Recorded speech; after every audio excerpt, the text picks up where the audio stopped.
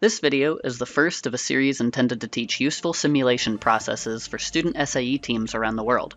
Once again, I am Daniel Blosser, a 5th-year mechanical engineering student at the University of Cincinnati and a 5th-year semester co-op with Siemens Software. If you haven't seen the introductory video for this playlist, I would recommend checking it out before beginning this tutorial, as it gives an overview of the video series and gives context to how the steps taken in each video contribute to the whole solution. This video, the first in the series, will address the preparation of geometry using Siemens NX and Simcenter 3D. I'll primarily use the NX Structure Designer application and prepare geometry for 1D and 3D cases of meshing and analysis. I'll be operating under the assumption that you're heading into this tutorial with a clean set of line and sketch data for your car chassis.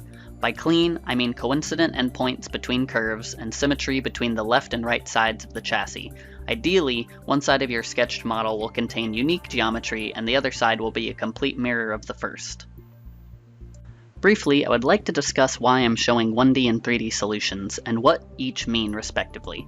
Generally, 1D simulation, which applies boundary conditions to simple one-dimensional line elements, is the least computationally intensive and provides the least fidelity for predicted displacements and stresses. It's also the easiest condition to set up and run. 3D simulation is done by having a 3D solid mesh representing the actual geometry of the car chassis. This will provide much higher accuracy for stress analysis as well as improvement for displacements. This will be the most strenuous on a computer to run, but in this case will be fairly simple to set up. 2D meshing is impractical for this geometry, but I'll briefly mention it. 2D simulation provides higher accuracy results for displacement and stress analysis than 1D at the cost of slightly higher computational times. Setting up a 2D mesh is often an ideal trade-off for being easy to set up and fairly easy to compute while maintaining decently high fidelity, especially for displacement prediction. In the case of tube structures from line segment geometry, however, this type of mesh will be the most difficult to set up and therefore will not be covered in this video. I'm starting the process with my part file open in NX. If you've worked through the simulation process already and are returning for a design iteration, you may instead be in the iPart. An iPart is an associative file created before the meshing process, the topic of video 2, which allows geometry changes to pass to the mesh and simulation files you create without overriding the geometry you started with. I'm currently in the pre-post application, and to make modeling or curve changes, I would generally go to the modeling application, which can be accessed through the application tab or by pressing M on your keyboard. For the 1D solution, assuming that I'm starting with clean geometry, there's no geometry preparation necessary before moving on to the meshing process.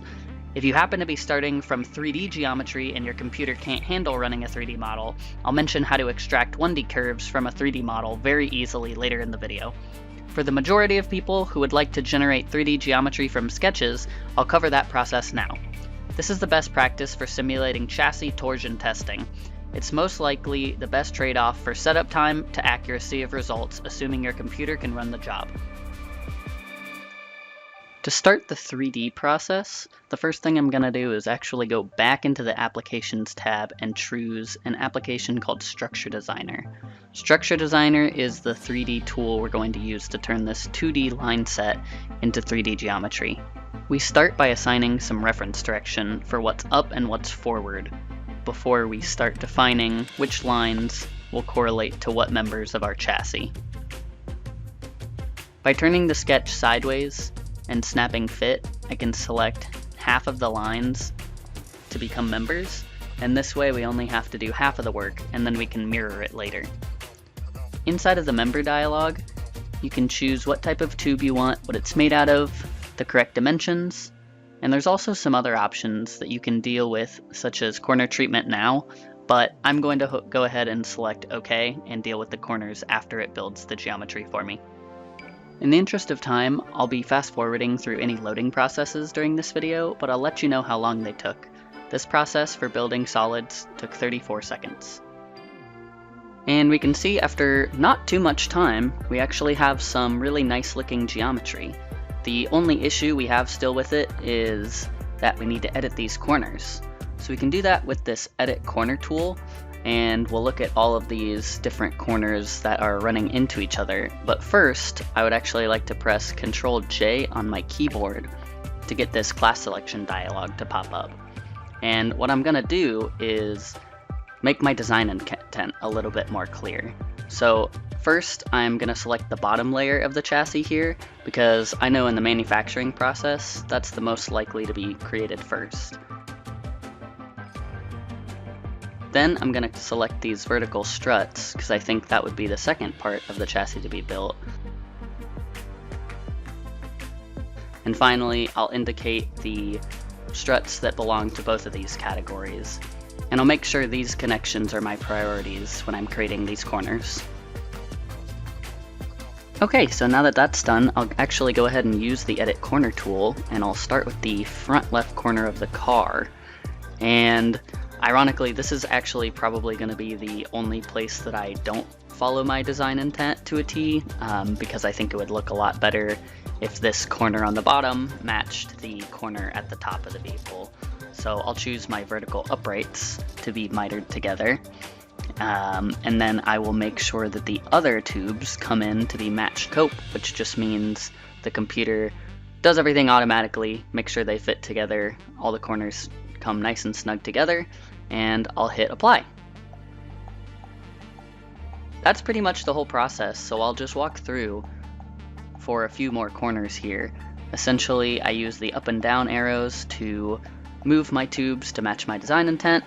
I either miter or have none applied if all the tubes are coming to meet it, like this case, and then I used match cope in every place necessary.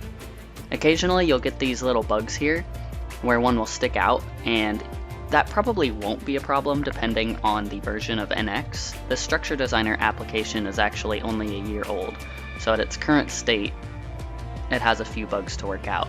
And these can be easily fixed in post, and we'll go through that process. You may have noticed things are going much faster now, and this is because nothing new is happening. I'm essentially following the same process for the whole rest of the vehicle, and generally I don't run into too many issues here. And once again, this process will be ordering your pipes in a way that matches your design intent, and then enforcing the relationships you want to share, which in most cases will be either mitering or matched cope. So now that I've done all of the bottom, I'll move on to doing some of the corners on my side struts here. Hopefully this process is fairly intuitive, and there aren't many cases where it doesn't work out exactly as easy as it looks. But of course, on cue, here is a case where it doesn't work out to be quite as simple. So we have an error here. The input parameter is not valid for the member end. And what that means is the program doesn't quite know how to use the matched cope option for this set of geometry of tubes coming together. Luckily, we do have an option, so instead we'll actually switch to use the butt relationship, and we can come in and select a trim face and use the other faces to actually essentially mimic the matched cope we had before. The only difference we see now is that there are two gaps here, where essentially the rules of the pipes on either side are enforced on the other section where they don't physically exist. Luckily, this is something we can easily fix in the steps after we finish this process. You'll see that I end up having to use this technique for most of the connections for this specific corner, and I found that if one of the connections doesn't work without using the butt command, likely most of the connections on a corner will not work without using the butt command. But with a little bit of patience in selecting these different corners, we can get the job done just the same. So I'm just moving the camera around to make sure that all the butt faces are the ones that I want them to be, everything looks correct, and we already only have one more connection to do on this corner.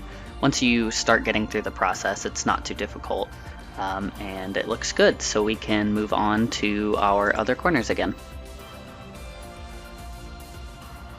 I am fast forwarding again, but this entire process took less than 20 minutes. And we can see that we run into the same error on this corner as well, so I will follow the exact same procedures to sort it out.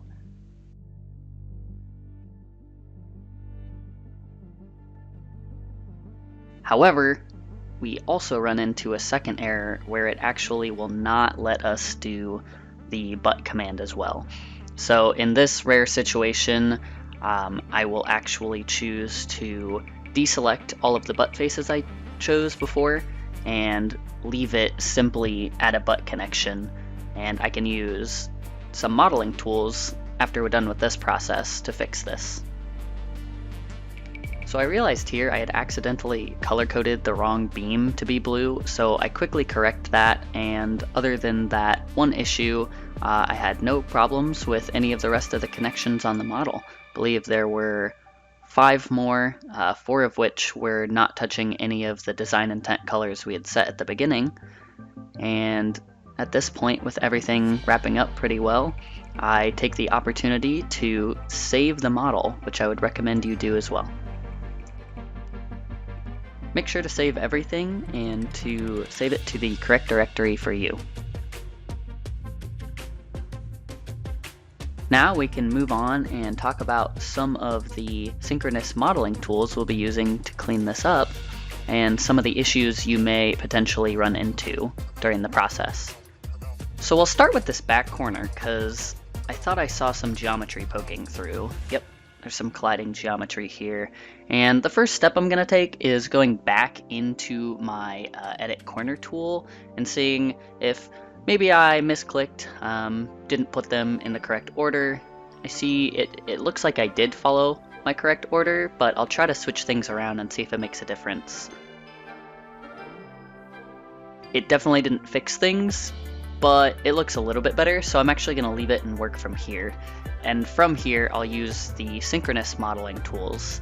And the two we're going to use most commonly will be the replace face command and the move command. So I'll select the move face command and see. Actually, I think I'm going to use the replace face command for this.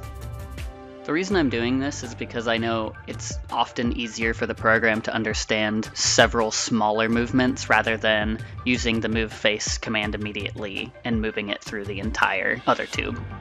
So the quickest way I think I can do that is to replace face with the middle here, and now I think I'll use the move face to see if I can lift it right above so it doesn't contact. And this is something that I think is really useful about the move face command, is that you can change the normal vector that the face has and essentially create a result where the face is parallel to or perpendicular to whatever you're trying to butt up against. So that's what I'm going to do here, and we'll see if it turns out well. It looks like I can do that pretty well. So I'll try the replace face once again and see if it will automatically heal the geometry in the way I like. And it looks like it actually will. So as easy as that, I'll be done with that corner. And at this point, I would like to address the issues we were having on these two corners where there are large gaps here where we had to do the butt and not cope to the face. So I'm mainly going to use the replace face tool for these issues, and it's actually really easy. I'll just select this interior face here and select on the face I want it to replace it with or want it to match up with. And it works very simply. I'll go around and do it on the other ones, and I want to make sure that it's actually working well, so I'll give it a check here and there. And that seems to work really well.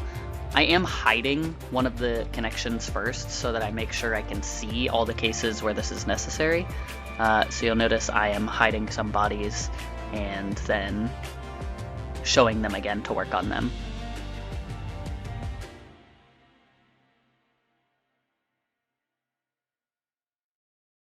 So now we are at this one where the butt did not work, and we'll try to see if we can figure this out real quick. I'll try to replace face on both of these faces. And it looks like it won't work out, so instead I'm just going to leave the bottom replace face active, and we'll try to use move face on this upper face here.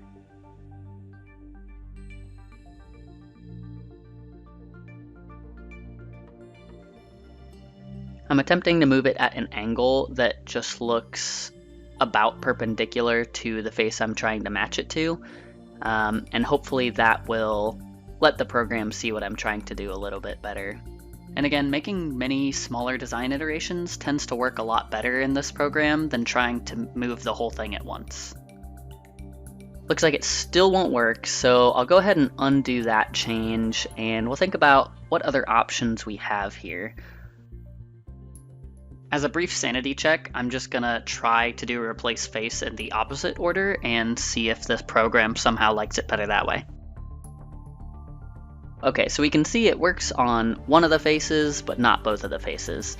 So I think the best course of action will be to come back into our Structure Designer tool and to edit the corner again.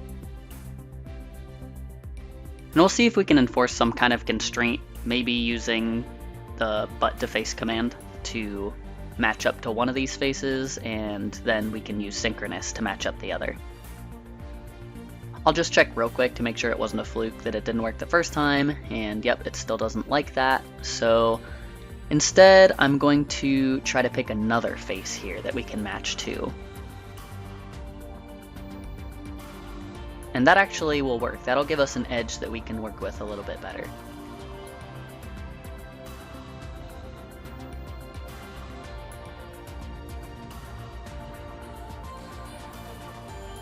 So once we have our new corner lined up here, I will come back and delete what we already did inside the assembly navigator, because it looks like it no longer recognizes how to make that change once we've edited the corner. And I'll go ahead and attempt to use the move face again to move this face outside of the middle of the body and potentially help it match up. It looks like it doesn't want to move here. That's probably because I didn't select both faces here that are coincident, and it doesn't know how to move one without the other. So we'll see if selecting those and the middle of the pipe as the vertices. Yep, that looks like that'll work, and I'll just move it right outside of the tube so that the faces are right next to each other. And that looks good. So once again, I'll try to use the replace face command. I'll start with the interior here, and that one works, which is a good start, like that. Press apply, and let's see if this guy works. And it actually will. Okay, so sometimes you just have to play around with it a little bit, either between the edit corner tool in the Structure Designer application or using synchronous technology. For this example, where we have too much geometry, I'm going to try to see if I can move the face to be flat, first of all. That way, if I push or pull the face inwards, it will end up cutting off at the top and bottom at the same place, and I won't end up with any weird floating geometry. And actually, yeah, pulling on that face gives me a nice straight up and down edge, and then if I use the replace tool, I can create a surface that I know is exactly parallel to the direction of motion we want to take it. And now if I use move face, let's see if this works out. I'm going to move this cursor so I can see a little bit better, zoom in, make sure I'm taking it to the right location.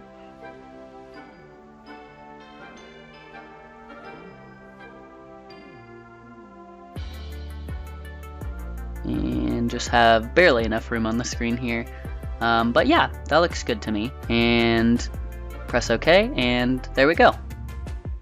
Looks like the top and bottom are great, and we don't have any leftover geometry hanging out. So with that, it looks like we actually have a clean set of geometry. Those few little issues we had inside the corner tool have definitely been resolved, and we can move on to the next step.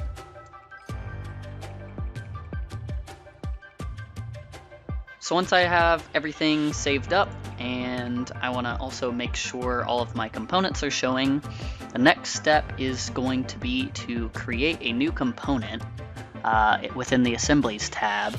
And in this component, we're going to make one solid version of the chassis rather than a bunch of components. So I'll go ahead and add all the bodies to this new component.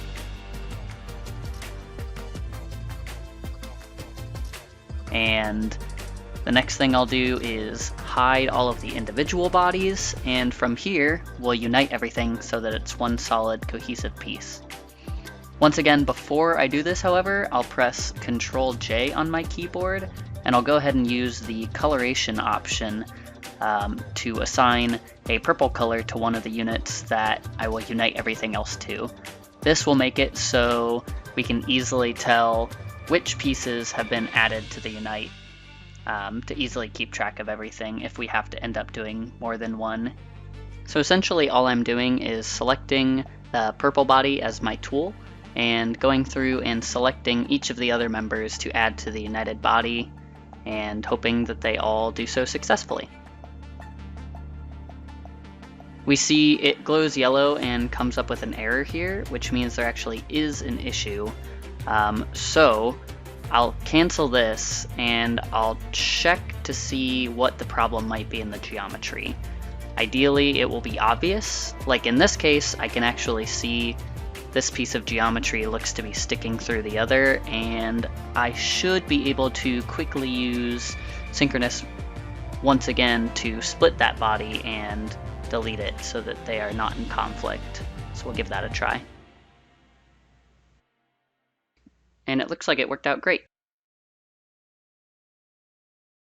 I also happen to see on the opposite side of this connection, there are some overlapping pieces of geometry that may or may not be an issue, so I'll take note of them for now, and if it still doesn't work, that'll be my next course of action, is to fix those, but we'll see if this works first. We'll give this unite one more attempt.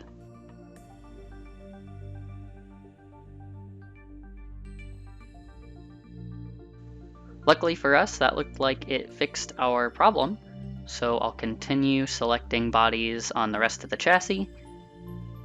Actually, I'm going to go ahead and press apply at this point because I've selected quite a few. And now I can continue just picking the last unite as the tool for the new unite.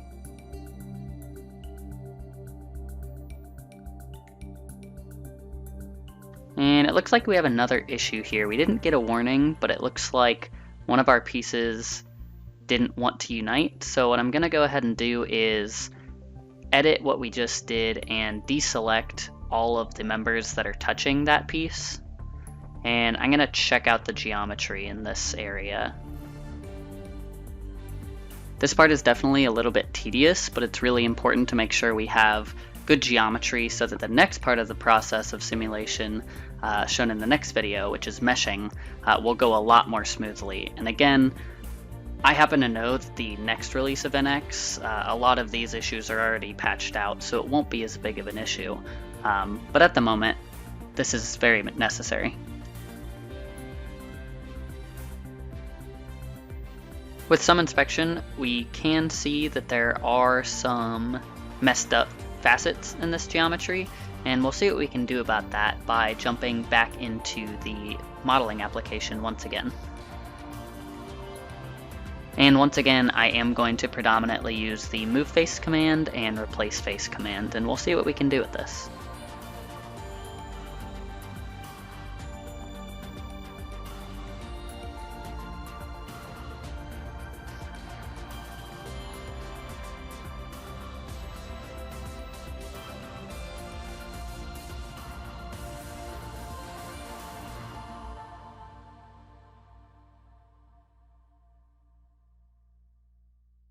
So this is a bit of a creative way to use the move face command. Instead of moving it inward towards the face we want it to be a part of, I'm moving it outward, and this actually ends up correcting the geometry so it's one flat pane, which I suspect the replace face command should be able to take care of more easily. And yes, it does.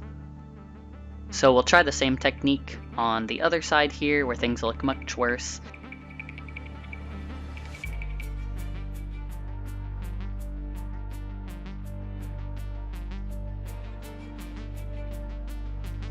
And we see it actually works out exactly the same. We'll see if the replace face turns out to be the same as well. And it is. So this geometry is actually looking pretty good to me now. So I want to check one thing, and that's that these bodies are all still solid bodies so that they're able to unite together, as opposed to sheet bodies. And in confirming that, I'll begin to turn the visibility back on for all of the components we hid.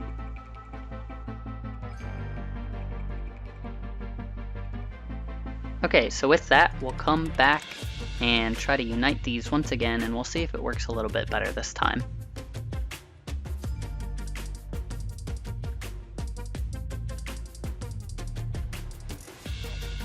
Looks like there is a small issue still going on here, so we'll try to diagnose what it is and see if anything else is apparently wrong with the geometry.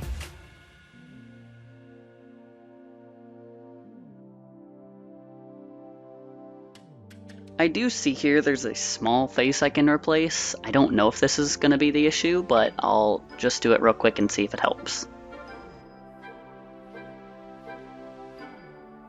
Okay, looks like that wasn't the issue, but I can see it's illuminating where some of the issues are, and it looks like it's actually just the connection between the two mitered pipes. So I'm going to try a replace face command between the two of them and see if that does the job.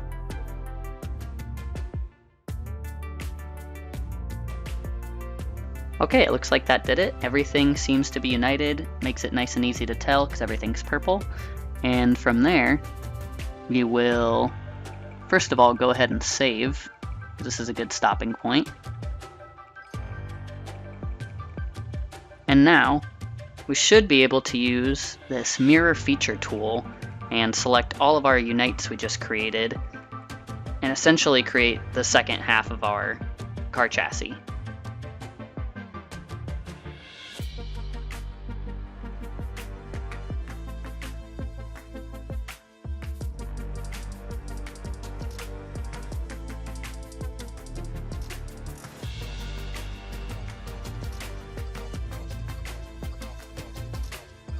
Once that is created, we'll use one last unite command and see if we can attach them together without any issues.